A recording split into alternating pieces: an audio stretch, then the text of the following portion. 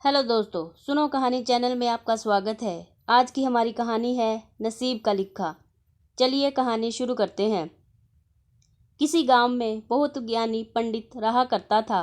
पंडित आजू बाजू के सारे ही गांवों में बहुत प्रख्यात था और इसी वजह से धनवान भी। पंडित का परिवार ज़्यादा बड़ा नहीं था। पंडित अपनी पत्नी के साथ अपने बहुत बड़े घर में अकेला रहता था, क्योंकि पंडित को कोई बेटा था नहीं और एक बेटी थी जिसका विवाह पास के गांव वाले एक श्रीमंत लड़के से हो चुका था। पंडित ने शादी से पहले अपने होने वाले दामाद की अच्छे से जांच पड़ताल की थी और अपनी बेटी का भविष्य भी ठीक से पढ़ा था। तब जाकर उसने बेटी की शादी की थी। लेकिन चंद सालों में ही पंडित का दामाद बुरी आदतों के चंगुल में फंस गया। जुआ और शराब की बुरी लत ने उन्हें सड़क पर लाकर रख दिया था। अपनी बेटी की ऐसी दुर्दशा देखकर पंडित की पत्नी काफ़ी दुखी होती थी और अक्सर पंडित को कहा करती थी, तुम जाकर उनकी मदद कर आओ। पंडित हमेशा अपनी बीवी को यह कहकर उनकी मदद करने के लिए मना कर देता था कि अभी कुछ समय तक उनका बुरा वक्त चलना है। हम चाहे कितनी ही कोशिश कर लें, जो उनके नसीब में नहीं है वह उन्हें नहीं मिल पाएगा। पंडित की ऐसी बातों से उसकी पत्नी काफ़ी दुखी हो जाया करती थी और मन ही मन सोचती थी कि कैसा स्वार्थी पिता है, अपनी बेटी को इतने कष्टों में देखकर भी उसकी मदद करने के लिए मना करता है।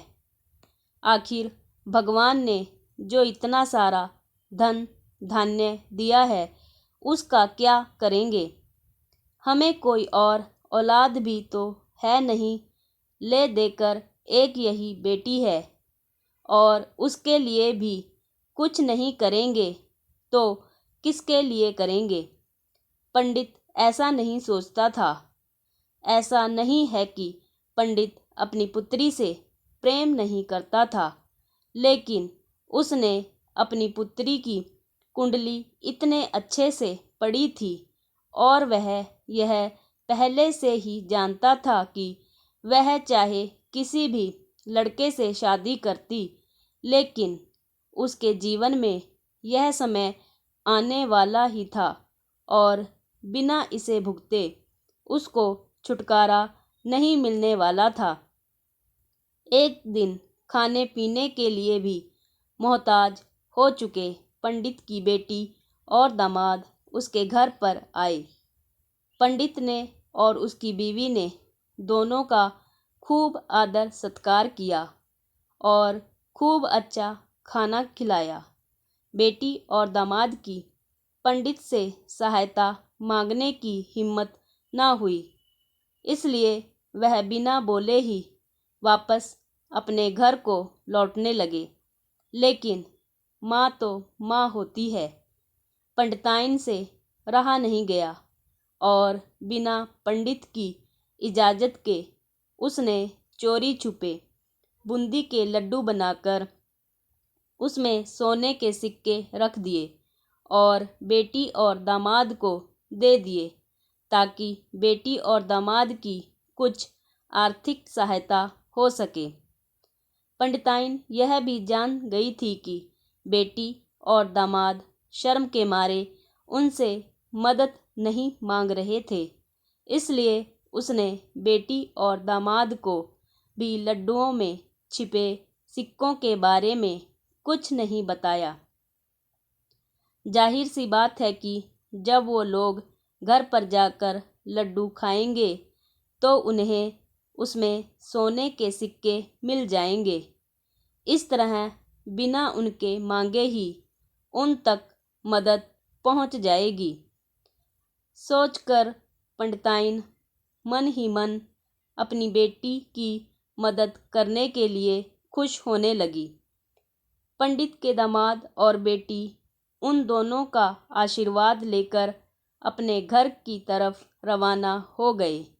उन दिनों गाड़ियां तो होती नहीं थी, घोड़ा गाड़ी या बैलगाड़ी चलती थी।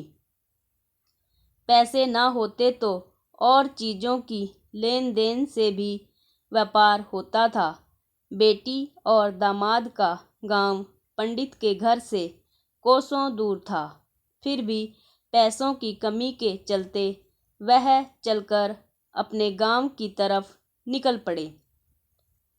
थोड़े ही दूर चले थे कि पंडित की बेटी के पैर में मोच आ गई और अब उसको चलना भी मुश्किल हो गया। पंडित के दामाद ने जब देखा कि उसकी बीवी अब बिल्कुल चलने में सक्षम नहीं है, तो उसने एक टांगा अपने घर तक किराए पर ले लिया। दोनों पति पत्नी टांगे में बैठकर घर तक पहुंच गए, लेकिन टांगे वाले को देने के लिए उनके पास पैसे थे नहीं। इसलिए पंडिताइन ने जो बूंदी के लड्डू उन्हें दिए थे, वही किराए के तौर पर उस टांगे वाले को दे दिए। टांगे वाला बूंदी के लड्डू को लेकर वहां से चला गया। टांगे वाला अपने घर की तरफ जा रहा था, तब उसे एक हलवाई की दुकान दिखी। उसने सोचा कि थोड़े से बूंदी के लड्डुओं से मेरे घर के लोगों का पेट थोड़ी भरने वाला है। इससे अच्छा है मैं इन बूंदी के लड्डुओं को बेचकर उनसे कुछ चावल खरीद लेता हूँ। टांगे वाले ने बूंदी के लड्डू हलवाई को बेच दिए।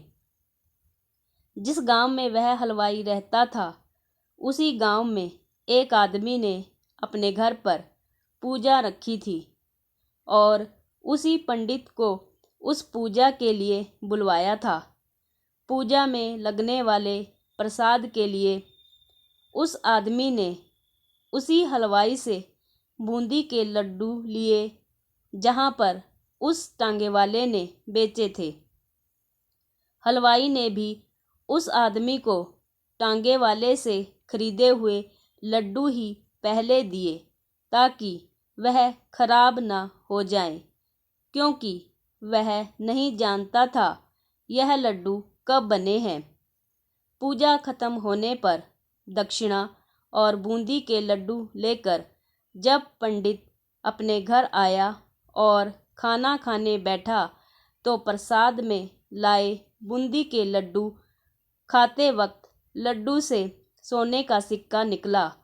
इस घटना को देखकर पंडिताइन की आंखों से आंसू बहने लगे। पंडित ने जब पंडिताइन से उसके रोने का कारण पूछा, तो पंडिताइन ने पंडित को सब कुछ बताया और पंडित से उनकी बातों पर भरोसा न करने के लिए माफ़ी मांगी।